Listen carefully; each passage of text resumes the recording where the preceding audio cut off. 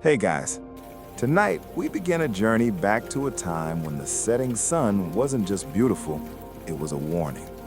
Imagine living in a world where your entire day ended, not when you were tired, but when the sun decided it was time for women in the 1700s. Twilight wasn't romantic, it was a deadline.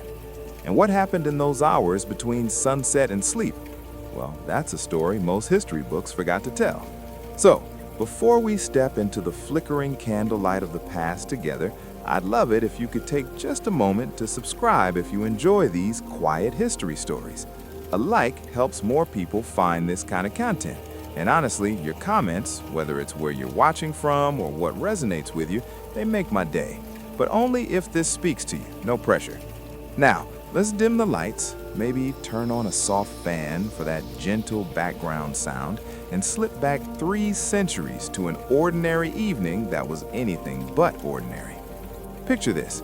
It's October 1743. Somewhere in rural Massachusetts, a woman named Sarah stands at her kitchen window watching the sky turn from gold to amber to that particular shade of gray that means she has maybe 30 minutes of usable light left.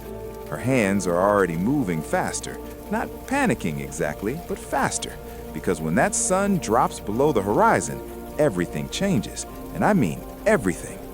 You see, we think of sunset as this peaceful, gentle transition. We watch it with a glass of wine, take photos, post them with captions about gratitude. But for Sarah and millions of women like her in the 1700s, sunset was more like a factory whistle. It was the signal that her workday, which started before dawn, by the way, was about to shift into a completely different kind of labor. Let me take you through what that actually looked like. First, understand this. In the 1700s, there was no such thing as flipping a light switch. There was no electricity humming quietly in the walls, no lamps that turned night into day. There was fire, there were candles, and both were expensive, dangerous, and shockingly dim by our standards. So, most of the year's real work, the productive, income-generating, family-sustaining work, had to happen while the sun was up. And when I say most women organized their entire lives around daylight, I'm not exaggerating. Thomas Jefferson, that founding father we all learned about in school, kept detailed records of his household. And you know what his charts revealed? His spinners, the women who turned raw wool into thread, they produced 50% more wool in June than in December. Not because they were lazier in winter, not because wool was harder to work with in cold weather, but simply because June has more daylight hours. Jefferson's records show that these women worked only when the sun was out. He didn't even try to extend their workday with candles because candlelight was too dim for the detailed work of spinning and too expensive to waste on labor. And that's a wealthy man's household we're talking about. Imagine the pressure on a poor or middle-class family where every penny mattered, every candle was precious. So, back to Sarah at her window. The sun is setting. What happens next? It's like watching someone speed up a video. Suddenly, every woman in the household, daughters, servants if she has them, Sarah herself, they're all racing against the dying light. The chickens need to be herded into their coop and locked away from foxes. The cow needs to be brought in from the pasture. Any tools left outside need to be collected. You can't afford to lose a rake or a hoe to the darkness and have to search for it tomorrow morning. Firewood that's been drying in the yard all day, it needs to come inside. Now enough to last through the night and start tomorrow's fires. Water buckets need to be filled because stumbling around a dark well after sunset is a recipe for disaster. And Sarah's mentally running through her checklist. Did she close the shutters on the eastern windows? Is there enough kindling near the hearth? Where did her youngest daughter put the tinderbox? Because here's what we forget. Starting a fire in the 1700s wasn't like lighting a match. Matches didn't exist yet. If your fire went completely out overnight, you'd need to relight it using a flint and steel, striking sparks onto charred cloth or dried moss, blowing gently until you got a flame, and carefully feeding it until it grew strong enough to light a candle or a wood fire. It could take 10, 15, even 20 minutes, and in winter, those could be 20 very cold, very dark, very frustrating minutes. So, the evening fire management was actually an art form. You didn't let it go out, you banked it, which meant carefully arranging the logs and coals so they'd burn slowly through the night, low enough to not be dangerous, hot enough that they wouldn't die completely, positioned so that in the morning you could blow on them and coax them back to life. That was usually a woman's job, banking the fire, keeping the home's heart beating. But let's talk about what happens when the sun actually sets. In summer, that might be 8 or even 9 o'clock at night in the northern colonies.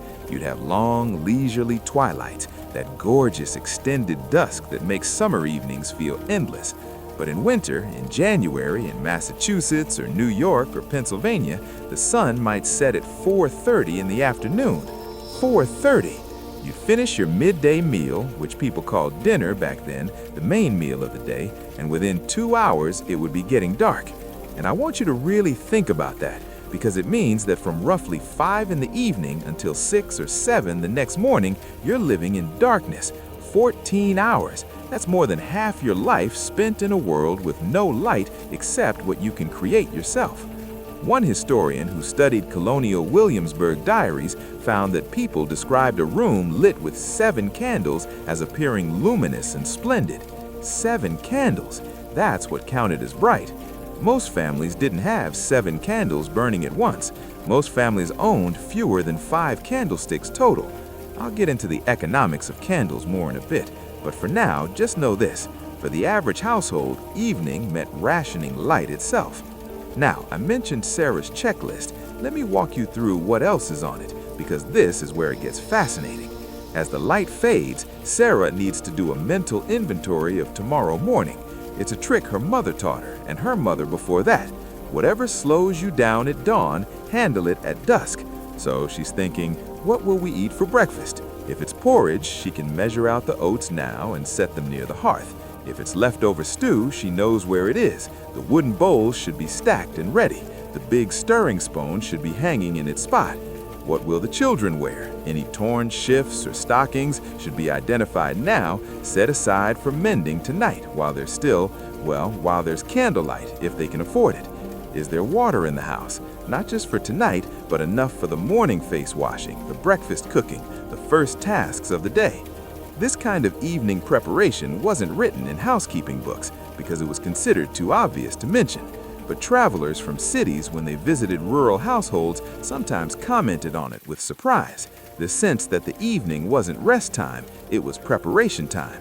And here's something that really struck me. One autumn, when the days were getting shorter, every sunset came a little earlier. Every morning you had a little less time to get things done, and winter was coming with its long nights and cold and the need to stay indoors more. Women would talk about it in their letters and diaries, this feeling of the days slipping away, this pressure to make the most of every moment of daylight. One woman in 1768 wrote to her sister, "I find myself quite vexed on cloudy days, for it seems I lose 2 hours of light, any possible ray of sun." And inside, the layout mattered too. Work that required seeing fine details, sewing, mending, reading, writing, that happened near windows, always. You'll see it in paintings from the period. Women at spinning wheels positioned right by the window. Girls learning to sew on a bench that catches the afternoon light. The rest of the house could be dim. The bedroom, the storage areas, the hallway, those could be dark. But the places where detailed work happened, those needed light. And during the day, people moved their work to follow the sun. Morning tasks happened on the east side of the house. Afternoon tasks migrated west. It was a kind of domestic choreography, this daily dance with daylight. Now, let's get back to Sarah as that last bit of usable twilight fades. She can't see the fine details anymore, can't thread a needle or read small print, but she can still see shapes, can still move around safely, can still finish the larger tasks. So this is when she might do a final walk around the property, check that the garden gate is latched, make sure no tools got left out in the field, look in on the animals one last time.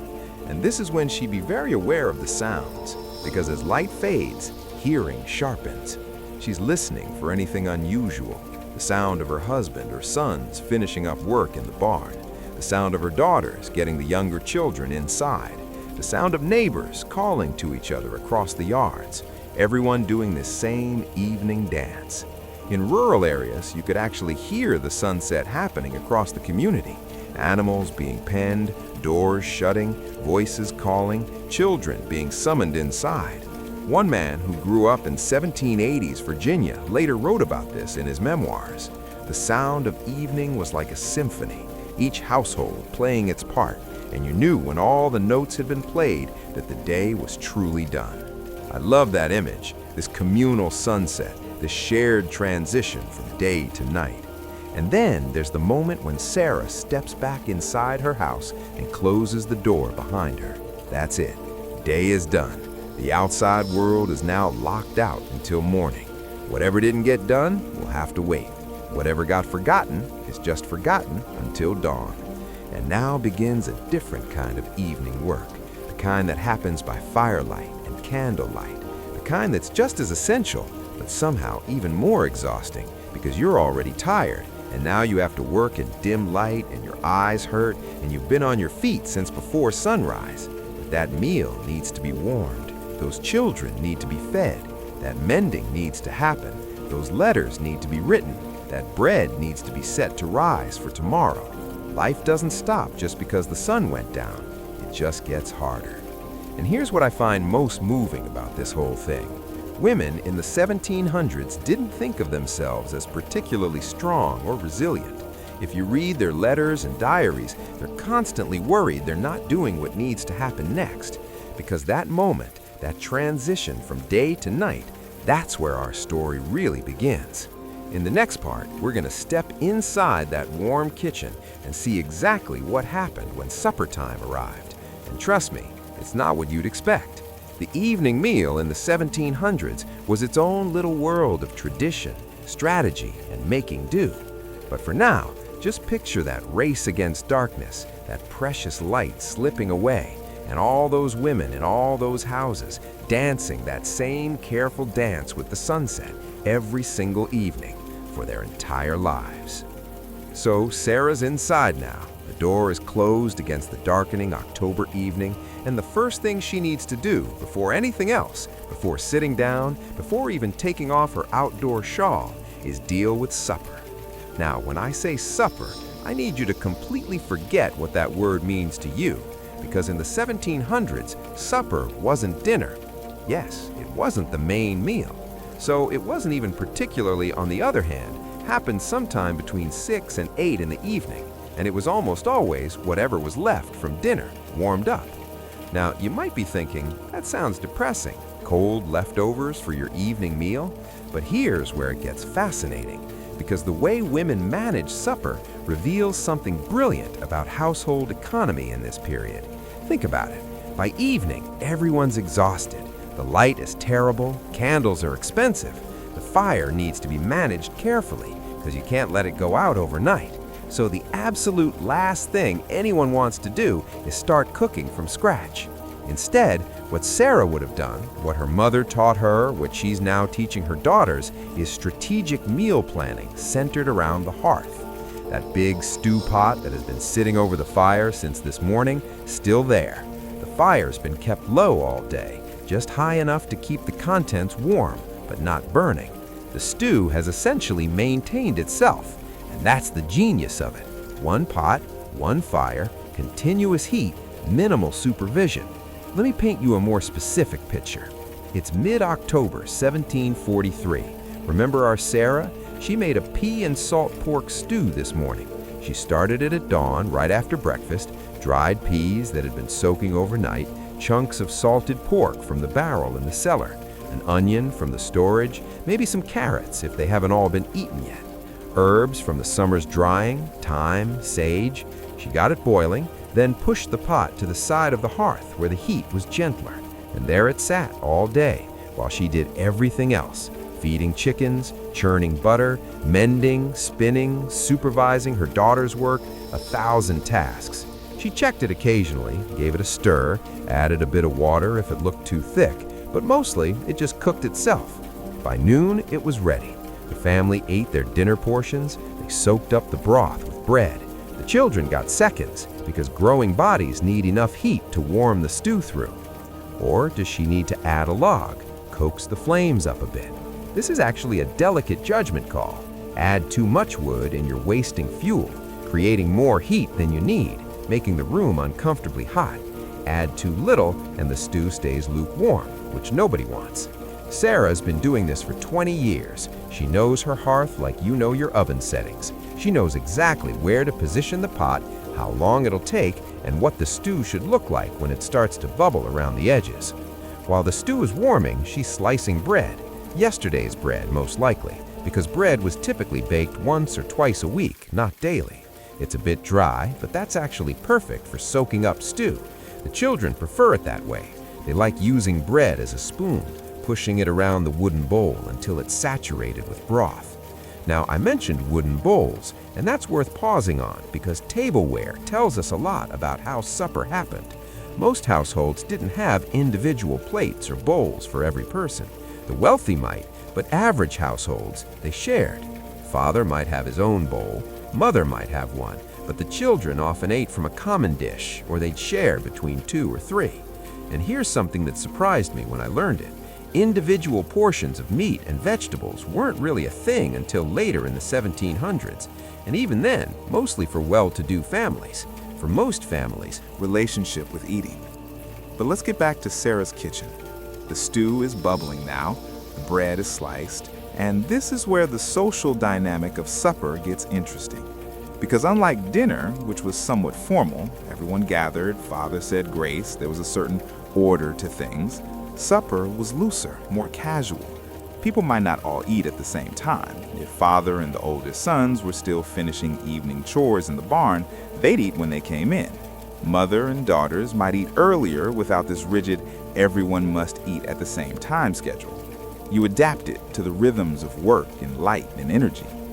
Now I want to talk about what happened to the pot after supper, because this is where you really see the economy of household management. Whatever's left in that pot, maybe a quarter of the original stew, that's tomorrow's breakfast. Or it's tomorrow's dinner if you add more ingredients. Or it's the base for a completely different dish. Nothing was wasted, nothing. If there was too much left and it would spoil, it might go to the pigs or the dog. But that was rare because women had this incredibly precise sense of proportions.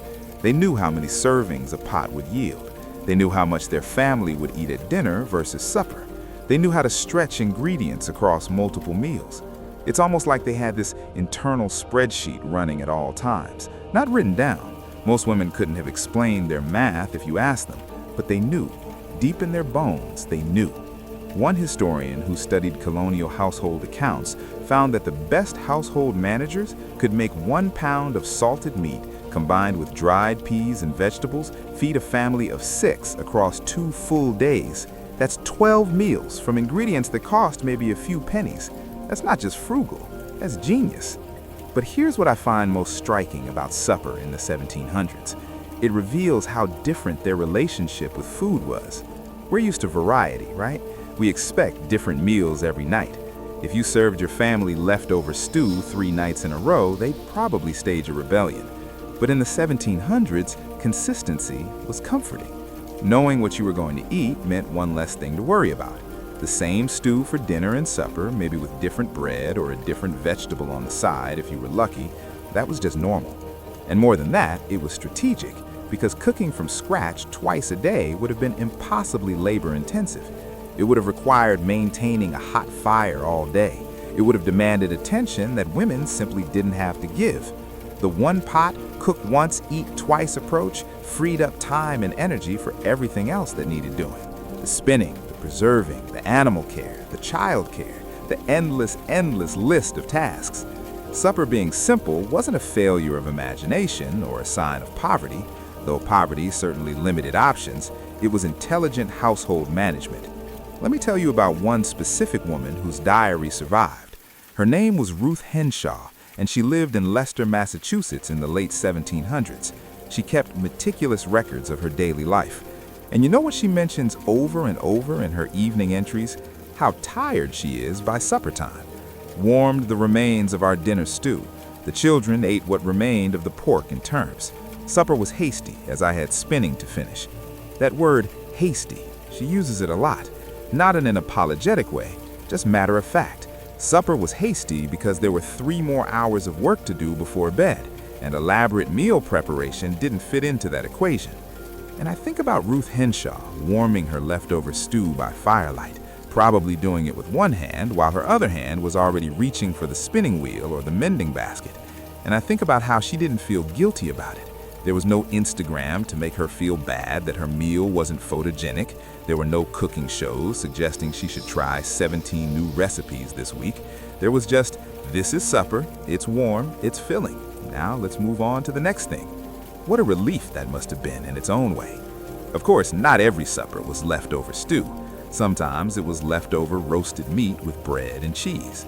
Sometimes it was porridge, cornmeal mush with milk, maybe sweetened with molasses if the family could afford it. Wealthier families might have had more variety. A supper table might include cold meats, more sense than seen, the smell, the heat, the taste. And I wonder sometimes what that did to the experience of eating. Did it make meals more contemplative, more focused on flavor rather than presentation? Did it create a particular kind of intimacy, everyone huddled in that circle of firelight? Or was it just normal, so normal that nobody even thought about it? Probably the latter, but I like to imagine the former. So Sarah's family has eaten their supper. The bowls are stacked near the water bucket to be washed, though that might wait until morning depending on energy levels. The leftover stew has been set aside, the fire has been checked and adjusted, and now the evening's real work begins, because supper was just the intermission. It was the brief pause between the daylight work and the candlelight work, between outdoor labor and indoor labor. And what happened next in those hours between supper and sleep, that's where the story gets really interesting. That's where you see women's work in its truest form, necessary, skilled, relentless, and almost completely invisible to history. But not to us. We're going to look closely. We're going to see exactly what filled those evening hours after the supper bowls were set aside. Stay with me, because the night is just beginning. There's a particular smell that marked the arrival of autumn in the 1700s. Not pumpkin spice, they didn't have that. Not woods, though that was everywhere. No, the smell that told you autumn had truly arrived was the smell of rendering tallow, melted animal fat, hot, slightly rancid, unmistakable. And for women, that smell meant one thing. It was time to make candles. Now I know what you're thinking. Candles? That's what we're talking about now? But trust me, this is one of the most fascinating pieces of the whole evening life puzzle. Because candles weren't just about light. They were about survival. They were about planning. They were about a woman's ability to literally see her family through winter. Let me show you what I mean. The candle-making season typically ran from late October through early November, and the timing wasn't arbitrary. It was based on some very practical calculations. First, you needed animal fat, lots of it, and that came from butchering season, which happened in autumn when the weather turned cool enough that meat wouldn't spoil before you could preserve it. When families slaughtered cattle or sheep, and this was usually a community affair with neighbors helping each other, the women saved every scrap of animal fat. Timing was critical for a reason you might not expect: temperature. You needed the weather to be cool enough that the tallow would harden properly on the wick, but not freezing. It needed to be just right. If you tried to make candles in the summer, the tallow would just stay soft and never set. They wouldn't have kept to the wick at all. Every time you dipped, the previous layer would melt away. You'd end up with a lumpy, misshapen mess. In deep winter, it's too cold to work comfortably. Your hands would freeze. The tallow would harden too quickly. The whole process would be miserable. But late autumn, perfect. Cool enough that the tallow sets quickly on the wick, warm enough that you can still work outdoors or in an open shed without freezing. Plus, and this is the crucial part, you needed to make your candle supply before the days got truly short, because making candles requires daylight. You need to see what you're doing. And once winter arrived with its 4:30 sunsets, you'd be racing darkness every single day just to keep up with daily chores. So autumn was your window, your one chance to prepare for the 6 months of darkness ahead. Now, let me walk you through the actual process, because it was far more complex than you might think. First, you had to render the fat. Raw animal fat isn't usable as is. It's full of impurities, bits of meat, membranes, blood. It smells awful. If you tried to make candles from it, they'd smoke terribly and smell even worse. So women would take that collected fat and put it in a large iron kettle, the same one they used for laundry or soap making, thoroughly cleaned, and add water. Then they'd heat it over an outdoor fire slowly for hours. The fat would melt and rise to the top. The impurities would sink or dissolve in the water. You'd skim off the clean yellowish tallow from the surface and put it into another kettle. This rendering process might take a full day or more, depending on how much fat you had, and you had to watch it constantly because if the fat got too hot, it would scorch. Scorched tallow made terrible candles that gave off black smoke and an acrid smell. One woman in 1757 described it in her diary. "Spent the day rendering fat. My eyes burned from the smoke and my back aches from the stirring. But the tallow came out clean and pale, thank the Lord." That's the reality. It was hard, uncomfortable work, but necessary. Once the tallow was rendered, you had the dipping process. You dip the wicks into the hot tallow, pull them out, wait for the tallow to cool and harden, dip again, wait, dip again, wait. Each dip added a thin layer. You needed dozens of dips to build up a candle thick enough to burn for a reasonable amount of time. How long did this take? A good estimate from historical records suggests that making 1 dozen decent-sized tallow candles by dipping took about 3 to 4 hours of continuous work. And remember, the average household needed roughly 300 candles to get through the year. That's 25 dozen. That's 75 to 100 hours of just dipping candles. Now you see why women enlisted their daughters to help. This wasn't a one-person job. This was an all-hands-on-deck situation. The alternative was molding, which was faster but required equipment. Candle molds were typically made of tin or pewter, rows of tubes you'd pour the tallow into with wicks already positioned down the center. The advantage, you could make 6 or 12 candles at once. Pour the tallow, wait for it to cool completely, pop them out, repeat. Much faster than dipping. The disadvantage, molds were expensive. Not every family could afford them, and they had to be cleaned carefully after each use, which added time. So most rural households stuck with dipping. It was free, if labor-intensive. And honestly, after doing it year after year since girlhood, women got quite skilled at it. They could dip multiple rods at once, rotating through them, never waiting idle while tallow cooled. There's something almost rhythmic about it when you see historical demonstrations. Dip, lift, move to the next room. Dip, lift, move. Like a dance, a slow, slightly, soulily exhausting dance. But here's what really struck me when I was researching this: the anxiety around it. Because candles weren't just convenient, they were essential, and making them was the only time all year you could do it properly. If you got sick during candle making season, you were in trouble. If the weather turned unexpectedly cold or wet, you were in trouble. If you misjudged how much tallow you had, or if your candles turned out poorly and you had to start over, you were in trouble. And trouble meant facing winter with insufficient light. It meant going to bed at 6 p.m. because you couldn't afford to burn through your candle supply too quickly. It meant your children couldn't do their evening chores properly. It meant you couldn't sew or mend or spin in the evenings. One historical account from Pennsylvania described a family who failed to make enough candles one autumn due to illness. The father wrote, "We lived like beasts that winter, rising and sleeping with the sun, for we had no light to extend our days." Imagine that pressure, knowing that this one task performed in these few weeks would determine the quality of your life for the next 6 months. And the candles themselves, they weren't great, even when properly made. Tallow candles were smoky, they gave off a greasy smell as they burned, they dripped constantly unless you kept the wick perfectly trimmed. They had a low melting point, so if you placed one too close to the fire, it would bend and slump. And the light they gave, weak, flickering. That statistic I mentioned earlier about 7 candles making a room luminous and splendid, those were tallow candles. 7 of them together produced maybe the equivalent of one modern 60-watt bulb. But here's the thing, they were still precious, because even weak light was infinitely better than no light at all. Women would carefully store their finished candles in cool, low melting point, so if you placed one too close to the fire, it would bend and slump, and the light they gave, weak, flickering. That statistic I mentioned earlier about 7 candles making a room luminous and splendid, those were tallow candles. 7 of them together produced maybe the equivalent of one modern 60-watt bulb. But here's the thing, they were still precious, because even weak light was infinitely better than no light at all. Women would carefully store their finished candles in cool, dry places, away from rodents who also enjoyed tallow candles. And then there were the berry candles. They were the luxury items.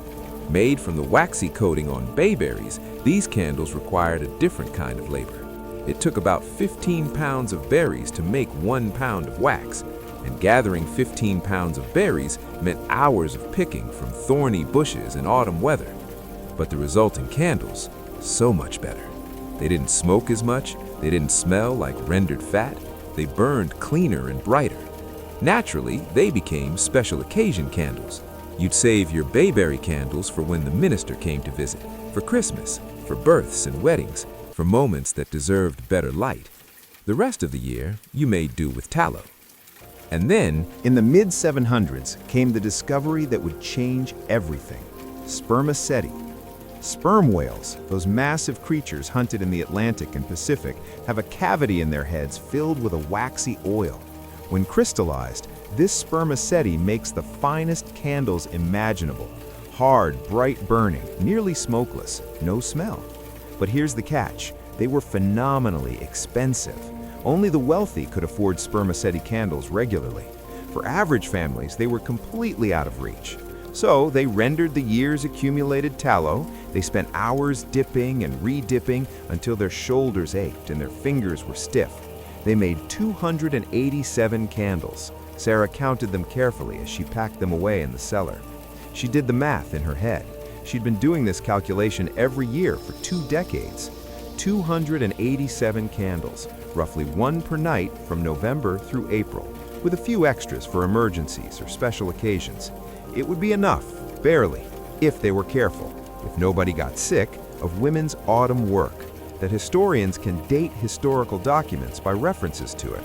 A letter that mentions, "We began the candle making yesterday," can be dated to late October or early November with reasonable certainty.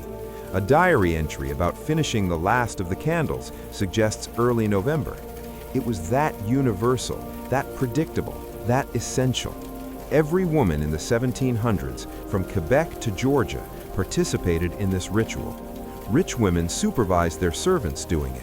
Poor women did it themselves with their daughters. But everyone made candles in autumn. It was as fundamental to the rhythm of the year as planting in spring or harvest in fall. And yet, if you ask most people today about what women did in the 1700s, they probably couldn't tell you about candle-making season. It's been forgotten, lost in the bigger stories about war and politics and famous men. But for the women who lived it, this was life. This was what determined whether their winter evenings would be bearable or bleak. So now you understand why that smell of rendering tallow was so significant. It meant winter preparation was happening. It meant women were doing the work that would light their homes for the next 6 months. And every evening, when Sarah lit one of those carefully made candles, she was burning hours of her own labor. She was quite literally consuming her autumn work to illuminate her winter nights. That's a different relationship with light than we have, isn't it? When you flip a switch and it just happens, instant and unlimited and cheap. But in the 1700s, light was finite, personal, earned through labor and planning and skill. And we haven't even talked yet about what happened once those candles were lit, once the evening truly began, because that's where the story deepens. That's where we see what women actually did with those precious hours of candlelight.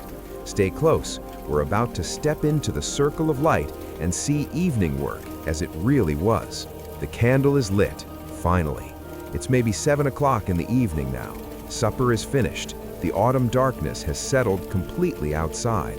And Sarah reaches for her tinder boxes, strikes the flint against steel, coaxes a spark onto charred cloth, blows gently until it catches, and finally, carefully lights one of those precious candles she made just weeks ago. And the room doesn't exactly brighten. That's the first thing we need to understand about candlelight in the 1700s. It wasn't bright. It wasn't even close to what we'd consider adequate light. It was just barely enough to keep you from being completely blind. Let me put this in perspective for you. A modern LED bulb, the kind you probably have in your house, produces somewhere around 800 to 1600 lumens. That's the measurement of visible light. Even an old-fashioned incandescent bulb gives you around 800 lumens. A single tallow candle in the 1700s, about 12 lumens. 12! That means you'd need roughly 65 to 70 tallow candles burning simultaneously to equal one modern light bulb. Now remember what I mentioned earlier about that 18th century observer who said a room with 7 candles appeared luminous and splendid. With our modern understanding, that room had maybe 84 lumens total. That's about the brightness of a single standard light bulb, and that was considered impressive. Most evenings, most families burned 1 candle, maybe 2 if absolutely necessary, which means they were living with 12 to 24 lumens of light for the entire evening. Can you even imagine? Here's an experiment you could try at home if you wanted to understand what they experienced. Wait until full darkness. Turn off every single light in your house, every lamp, every LED, every glowing clock or appliance. Get yourself 1 candle, a modern one, which actually burns brighter than tallow did. Light it, sit down with a book or some sewing, try it for 10 minutes, just 10. Your eyes will adjust, sure, humans are remarkably adaptable. But you'll notice things, the way the light barely reaches beyond a 3-foot radius, the way shadows jump and flicker with every air current, the way you have to hold your book or your work at just the right angle to see it at all, the way your eyes start to strain and water after just a few minutes. Now imagine doing that every single evening, from October through April, for hours, night after night after night. That was normal life, but the dim light wasn't even the worst part. The worst part was the cost. See, we've talked about how much labor went into making candles, but we haven't talked about how expensive that labor made them in economic terms. Let's do some historical math. A skilled worker in the mid-700s might earn about 20 to 30 pounds per year. That is British currency, which was used in the colonies. An unskilled laborer might make 10 to 15 pounds per year. A pound of tallow, which would make roughly 4 decent-sized candles, cost about 6 pence in most colonial markets. That's 1/40th of a pound sterling. So if you needed 300 candles for the year, that's 75 pounds of tallow, which with the 1700s had such a different relationship with darkness than we do. We're afraid of the dark in an abstract way. It's spooky, it's unsettling, it's associated with danger. But we can banish it instantly whenever we want, at virtually no cost. They lived with darkness as a constant companion. Darkness was the default state. Light was the rare exception that had to be carefully rationed. And this shaped everything about evening activities. For instance, families would gather around the single candle, not metaphorically, literally. You'd cluster as close as possible to that small circle of light, because 3 feet away, you couldn't see anything useful. This is actually where the phrase candlelit circle comes from. It wasn't poetic, it was descriptive. The light formed a circle, and you stayed within it. Now, wealthy families had options that changed this dynamic considerably. If you could afford multiple candles, say 5 or 6 burning at once, you could actually spread out a bit. Different people could work on different tasks in different corners of the room. And if you were truly wealthy, you might have candelabras or chandeliers that held a dozen candles. You might even, and this was the height of luxury, use beeswax candles instead of tallow. Beeswax candles were extraordinary by the standards of the time. They burned brighter and cleaner than tallow. They didn't smoke as much. They smelled pleasant, like honey. They lasted longer. And they cost roughly 4 times as much as tallow. So beeswax was reserved for churches, wealthy households, and special occasions. The average family might never burn a beeswax candle in their entire lives, except at church. Can you imagine living in a world where the quality of your evening light literally depended on how much money you had? Where wealthy families could see clearly and work comfortably in the evening, while poor families squinted in dim, smoky light? That was reality. class inequality extended even to something as basic as being able to see after dark. And then there's the most remarkable innovation of the mid-700s, mirrors and reflective surfaces. Women, and it was usually women who figured this out, discovered what if you placed a mirror or a piece of polished metal behind a candle, you could nearly double the effective light it gave off. The reflection created the illusion of a second candle without the cost of actually burning one. So, in better-off households, you'd see candlesticks designed with reflective backs, or small mirrors positioned strategically behind candles, or even sheets of tin polished until they shone, hung on walls to bounce light back into the room. One inventory from a 1762 estate in Virginia lists tin sconces for maximizing candlelight as valuable enough to be specifically mentioned and valued. People were so desperate for more light that they invented ways to multiply the light they had. It's actually quite ingenious when you think about it. But let's talk about what it was actually like to work by candlelight, because this is where theory meets exhausting reality. Reading by candlelight was possible, but difficult. The text had to be held at exactly the right distance and angle. Too far and you couldn't see the letters. Too close and your own shadow blocked the light. You'd constantly be adjusting position, trying to find that sweet spot. And after about 20 or 30 minutes, your eyes would start to hurt. The constant focusing, the dim light, the flickering, it was genuinely straining. Historical records show that sustained reading was considered bad for the eyes, and they were right. Extended reading in poor light does cause eye strain and can contribute to vision problems. One Massachusetts minister in 1749 wrote a letter to his son advising him not to read by candlelight for more than half an hour at a stretch, lest you damage your sight permanently, as I have done. This wasn't superstition, this was genuine medical observation based on lived experience. Sewing and mending by candlelight was even more challenging. Threading a needle in that dim, flickering light, nearly impossible. You'd have to wait until the tiniest breath of air died, hold your work at an angle that caught the most light, turn every few minutes to avoid eye fatigue. And they'd work together. Daughters would thread needles for mothers whose eyes were going. Mothers would hold the candle. Let's understand what spinning actually was, because we've lost the knowledge of it almost entirely. Spinning is the process of taking raw fiber, wool from sheep, flax from plants, sometimes cotton, and twisting it into continuous thread. Before you can weave cloth, before you can knit a stocking, before you can sew anything, you need thread. And thread comes from spinning.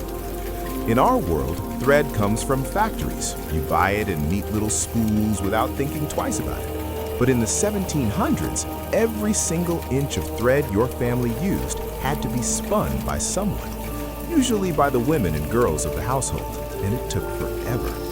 Historical estimates suggest that spinning enough thread for one shirt, just one man's linen shirt, required approximately 20 to 30 hours of work. Think about that. 20 to 30 hours of sitting at a wheel, drawing fiber, twisting, winding, repeating, one shirt. Now multiply that by all the shirts, shifts, stockings, sheets, tablecloths, towels, and other linens a family needed. The numbers become staggering.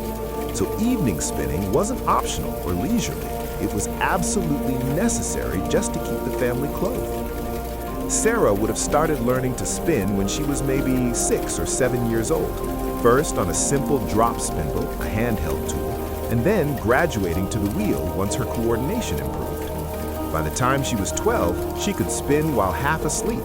By the time she was 20, her hands moved with barely any conscious thought. And now, at 40-some, sitting down to her wheel is as automatic as breathing. She pulls a bit of wool from the bundle beside her. It's been carded, brushed until all the fibers align earlier in the day. She attaches it to the thread already on the spindle. Her foot finds the treadle. She begins the rhythm. Press, release. Press, release. The wheel spins. Her hands draw the fiber out, letting it twist as it feeds onto the spindle. It's a dance of sorts. Foot and hands working in perfect coordination. Never stopping, never thinking, just doing. And while she spins, she can talk. She can supervise her daughters. She can listen to her husband read from the Bible or the newspaper. She can think about tomorrow's tasks or remember last week's events. This is the genius of spinning as evening work. It keeps the hands busy and productive, while the mind is free to wander or engage with family. But let's talk about her daughters, because this is where the training system of the 1700s becomes visible. Sarah has 3 daughters. The eldest, Mary, is 16. She's mastering. This is how the knowledge passed down, not through formal instruction or written manuals, through sitting together evening after evening, watching, imitating, gradually taking on more complex tasks. Mary learned by watching Sarah for 10 years before she got her own wheel. Elizabeth is learning by watching both of them. Hannah is learning by watching all 3. By the time Hannah is 16, she'll be as skilled as her mother, and she'll teach her own daughters the same way. An unbroken chain of knowledge passed through countless generations, maintained in evening hours by candlelight. Now, I want you to understand something about the volume of work involved here. One historian who studied colonial household production calculated that a typical rural family needed approximately 800 hours of spinning per year to meet their basic textile needs. 800 hours! That's the equivalent of a modern full-time job, 40 hours per week for 20 weeks, except it was spread across all the women and girls in the household. And it mostly happened in the evenings because daytime was filled with cooking, cleaning, animal care, gardening, and a dozen other tasks. If Sarah and her eldest daughter each spun for 2 hours every evening, that's roughly 28 hours per week between them. Across a year, that's about 1,400 hours, plenty to meet family needs, with some to sell or trade. But that's 2 hours every single evening, not most evenings, not when they felt like it, every evening. Think about your own evenings. Do you do anything every single evening for 2 solid hours? In the final cloth, producing good thread required skill, attention, and consistency. It wasn't something you could do carelessly while your mind wandered completely. You needed that balance of automatic hand movement and conscious quality control. Sarah could feel with her fingers if the thread was getting too thick or thin. She could sense if the twist was right. She didn't need to look at it constantly, which was good because candlelight wasn't great for seeing fine details anyway. She relied on touch and experience. This was expertise, real valuable expertise. But because it was women's work and happened in the home, it was considered natural rather than skilled labor, which is honestly insulting. Spinning was a craft that took years to master. Let me tell you about a specific woman whose spinning played a crucial role in American history, though you've probably never heard of her. Her name was Betsy Hager, and she lived in Connecticut during the Revolutionary War. When the British blockade cut off useful imports, Betsy organized a group of women to spin linen for Continental Army uniforms. She figured out how to dye it blue using local plants and oversaw the production of thread. Sitting in her evening by candlelight, she did the equivalent of military logistics. Yet we know the names of dozens of minor military officers who never saw combat. But Betsy is only a mention in 3 historical documents. 3, despite the fact that her work directly supported the war effort. Meanwhile, we know the names of dozens of minor military officers who never saw combat. That tells you everything about whose work was considered worth recording. But spinning wasn't the only evening textile work. Let's talk about sewing and mending. After the spinning came weaving, usually done by specialists or by women during daylight hours when you could see the pattern. But once you had cloth, it needed to be transformed into useful items, and that transformation happened largely in the evening. Sarah's middle daughter, Elizabeth, who's not quite skilled enough for her own spinning wheel, is mending tonight. There's a basket beside her filled with items needing repair, her father's work shirt with a torn seam, her brother's stockings with holes in the heels, a sheet that's worn thin in the middle. Nothing got thrown away, ever. You mended until there was literally nothing to mend. And mending by candlelight was challenging work. You needed to see the hole or tear clearly enough to stitch it properly. You needed to match thread to fabric. You needed to make your stitches even and strong. Elizabeth holds her work close to the candle. Too close and she risks singeing the fabric. Not close enough and she can't see what she's doing. She's learned through experience exactly where that sweet spot is. Her stitches are small and neat. Sarah taught her that. If you're going to spend time mending, lessons got passed down when questions got asked and answered. Mother, why do we twist wool and flax in opposite directions? Because wool is springy and needs a tight twist. Flax is smooth and needs a loose twist. Your grandmother taught me that when I was younger than you. Mother, when will I get my own wheel?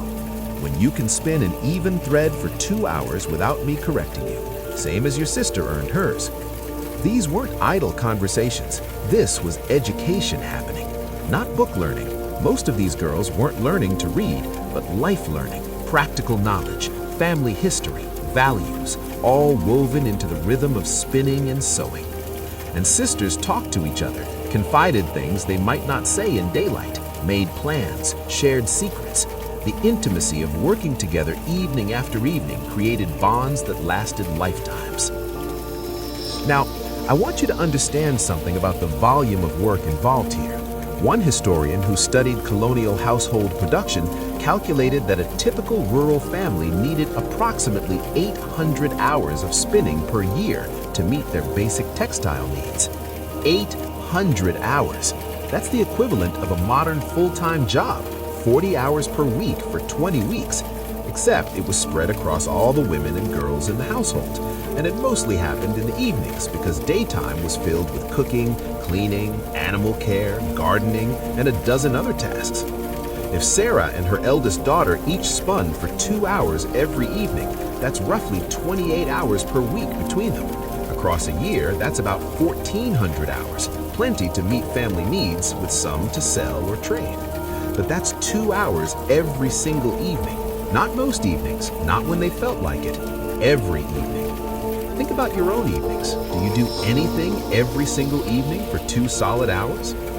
In the final cloth, producing good thread required skill, attention, and consistency. It wasn't something you could do carelessly while your mind wandered completely. You needed that balance of automatic hand movement and conscious quality control. Sarah could feel with her fingers if the thread was getting too thick or thin. She could sense if the twist was right. She didn't need to look at it constantly, which was good because candlelight wasn't great for seeing fine details anyway. She relied on touch and experience. This was expertise, real, valuable expertise, but because it was women's work and happened in the home, it was considered natural rather than skilled labor, which is honestly insulting. Spinning was a craft that took years to master. Let me tell you about a specific woman whose spinning played a crucial role in American history, though you've probably never heard of her. Her name was Betsy Hager, and she lived in Connecticut during the Revolutionary War. When the British blockade cut off useful imports, Betsy organized a group of women to spin linen for Continental Army uniforms. She figured out how to dye it blue using local plants and oversaw the production of thread. Sitting in her evening by candlelight, she did the equivalent of military logistics. Yet we know the names